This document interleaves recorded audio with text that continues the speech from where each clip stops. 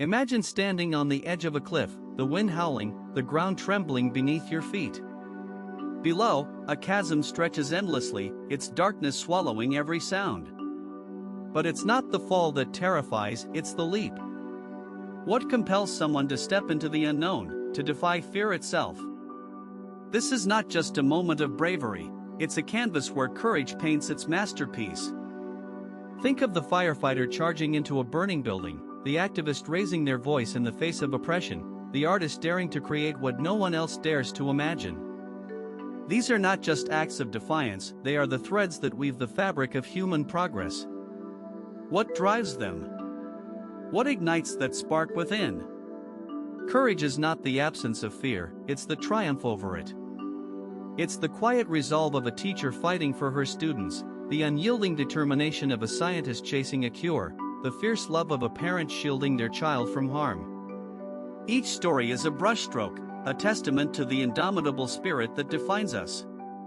But courage is not reserved for the extraordinary, it's found in the everyday, in the choices we make when no one is watching. It's in the immigrant who rebuilds their life from scratch, the teenager who stands up to a bully, the dreamer who refuses to let failure define them. These moments, often unseen, are where the true essence of courage lies. So, what does it take to confront the impossible? To stare fear in the face and say, "Not today"? This is not just a question, it's an exploration of the human spirit. Through triumphs, heartbreaks, and relentless perseverance, the stories of courage remind us, we are capable of far more than we know. This is where the journey begins, not just to witness courage, but to understand its power to transform. What is courage? Is it the roar of a lion, the defiance of a warrior, or the quiet resolve of a dreamer? Courage takes many forms, but perhaps its most enduring expression is found in art and storytelling. It's here, on the canvas, in the words, through the lens, that courage finds its voice, a voice that speaks to the depths of human experience, a voice that dares to confront the unknown, the forbidden, the unspoken. Art and storytelling are not mere reflections of life, they are acts of bravery in themselves, bold declarations that say, "This matters. This deserves to be seen." Think about it, what does it take to hold up a mirror to society, to expose its flaws, its beauty, its contradictions? It takes courage. Courage to challenge norms, to question authority, to reveal vulnerability. Every brushstroke, every sentence, every frame is a risk, a leap into the abyss of judgment, rejection, or misunderstanding. Yet, it's precisely this risk that makes art and storytelling so powerful, so transformative. They are the tools of the fearless, the weapons of the visionary. Consider the artists who've pushed boundaries, who've shattered conventions, who've dared to imagine a world beyond the confines of their time. From the bold colors of Frida Kahlo's self-portraits to the haunting melodies of Nina Simone's protest songs, their work is not just art, it's rebellion, it's truth, it's courage made visible. These creators didn't just paint or sing or write, they fought. They fought for visibility, for justice, for the right to be heard. Their art was their battlefield, and their courage was their armor. But courage in art isn't reserved for the famous or the historic. It's alive in every story told around a campfire, every doodle in a notebook, every photograph shared on a phone. It's in the teenager who writes poetry to cope with loss, the immigrant who paints to preserve their heritage, the activist who films injustice to spark change. Courage is universal, and so is its expression. Art and storytelling are the languages of the brave, the mediums through which ordinary people become extraordinary. So, what does it mean to paint with courage? To tell stories that matter?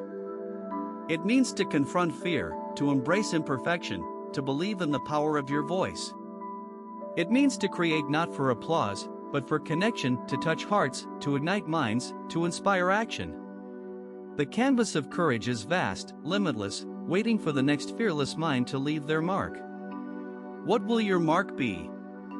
What story will you tell? The world is watching, and the time to be bold is now. Picture this, the flickering light of torches illuminating the walls of Lascaux Cave, where ancient hands painted bison and horses over 17,000 years ago. What drove these early artists to capture life in such vivid detail? Was it mere survival, or something deeper, a primal need to express, to endure, to leave a mark? These ancient canvases are more than art, they are the first whispers of courage, etched into stone by minds unafraid to confront the unknown. From the dawn of humanity, art has been a battleground where fear meets defiance, where the human spirit refuses to be silenced. How did these early strokes of bravery evolve into the bold masterpieces we know today? Let's travel through time to uncover the roots of courage in art, where every brushstroke tells a story of resilience. The pyramids of Egypt rise like monuments to immortality, their hieroglyphs and murals not just decoration, but declarations of power, faith, and the unyielding will to transcend mortality. The artisans who carved these symbols worked under the scorching sun, driven by a vision larger than themselves. Their art wasn't just about beauty, it was about legacy, about etching their civilization's story into the very fabric of the earth. What does it take to create something meant to outlast empires? It takes courage, the courage to believe in the enduring power of human expression. Fast forward to the Renaissance, a time when artists like Michelangelo and Caravaggio challenged the status quo, risking everything to redefine art and humanity. Michelangelo's Sistine Chapel ceiling wasn't just a painting, it was a Herculean feat of physical and spiritual endurance. Caravaggio's dramatic chiaroscuro wasn't just technique, it was a rebellion against the polished norms of his time. These artists didn't just paint, they dared to dream, to question, to provoke. Where did they find the audacity to push boundaries, knowing the risks? They found it in the same place every courageous artist does, in the unshakable belief that art can change the world. Art has always been a mirror of its time, reflecting the struggles and triumphs of humanity. From the propaganda posters of World War II to the graffiti of the Berlin Wall, art has been a weapon, a shield, a voice for the voiceless.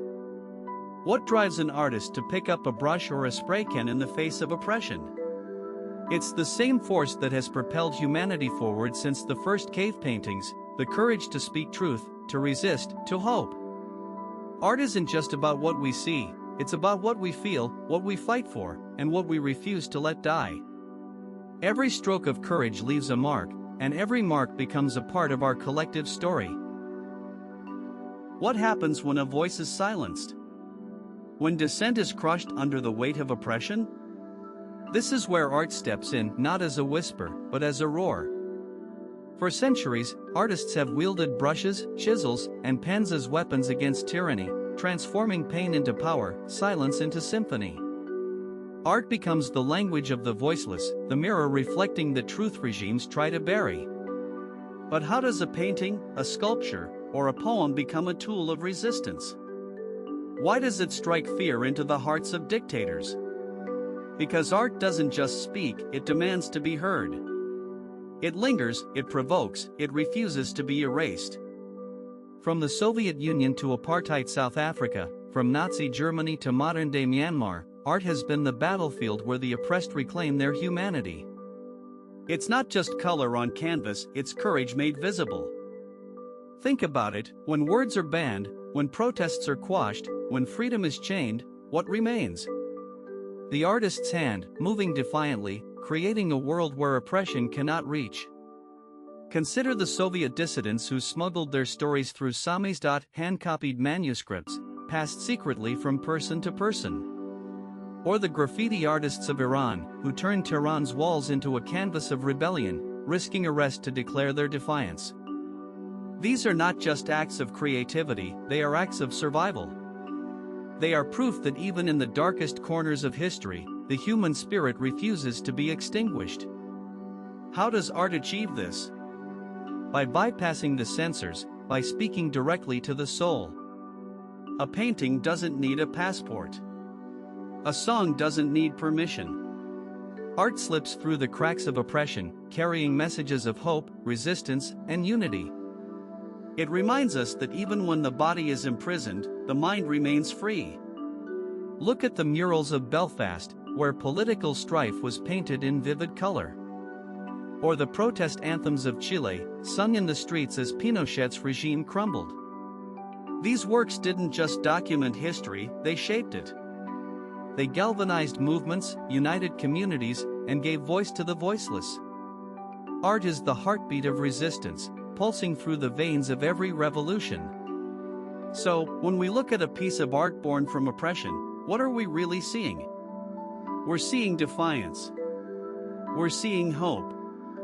We're seeing the unbreakable spirit of those who refuse to be silenced.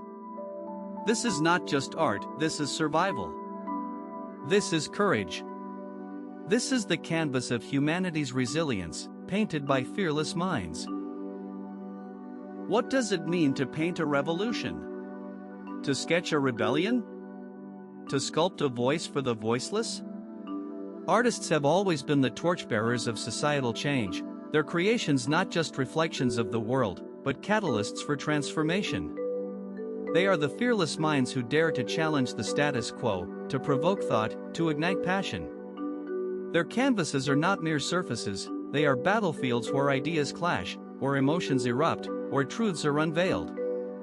Think of Picasso's Guernica, a haunting masterpiece that screamed against the horrors of war. Or consider the bold, unapologetic murals of Banksy, which thrust societal injustices into the limelight.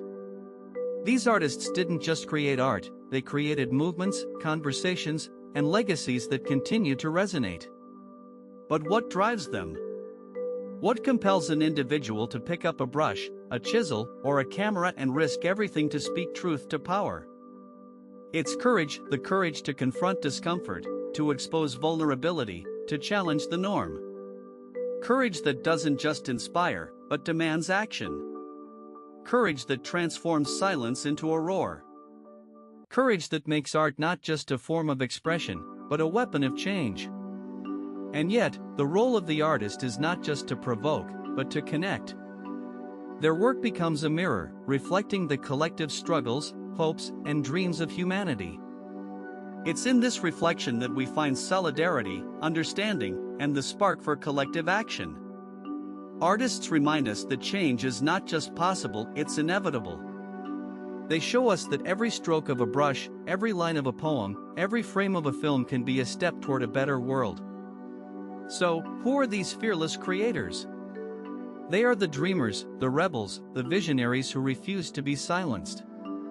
They are the ones who see the world not as it is, but as it could be.